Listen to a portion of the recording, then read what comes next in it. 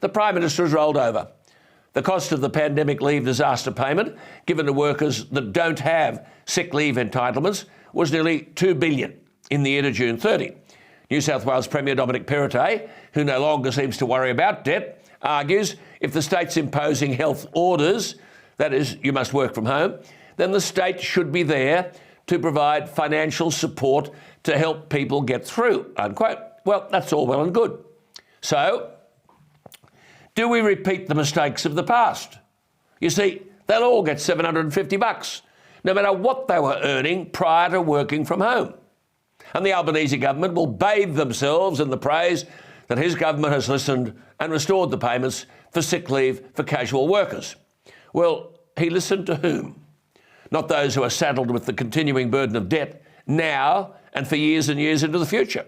I might add, the government could make a healthy start by retrieving the $18 billion that was overpaid to businesses under so-called COVID payments. But we can't run the economy like this, and we can't keep blaming Putin for the obstacles to our economic goals. Let's face it. What kind of economy are we running when unemployment fell to 3.5% in June? We were told that last week. Surely that's a good thing, a 48-year low. But no sooner did the good news arrive than we're told interest rates must go up. Suddenly, the unemployment figure automatically means wage increases, does it? And that means inflation will rise. And that means we get out the blunt monetary hammer of interest rates and belt up every business and every worker. This is absurd, and it's no way to run an economy, which relates to the National Cabinet forking out more money in so-called COVID payments. The Reserve Bank will say it must heed these inflationary pressures. The Reserve Bank has become an ATM for spendthrift governments. Debt, taxes, printing money. When is this stuff going to stop, and who will stop it? The fundamental illness, it's simple. Government overspending. The US Congress in 1984 had a pay-as-you-go law. Every dollar of spending by government had to be matched by an equivalent cut or a tax increase.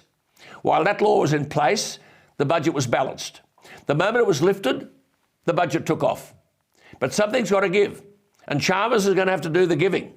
Give notice that the increased spending is over. Are you going to increase taxes or increase spending and ignore the debt? Because I'll tell you something, this economic crisis, like the energy crisis, will get worse.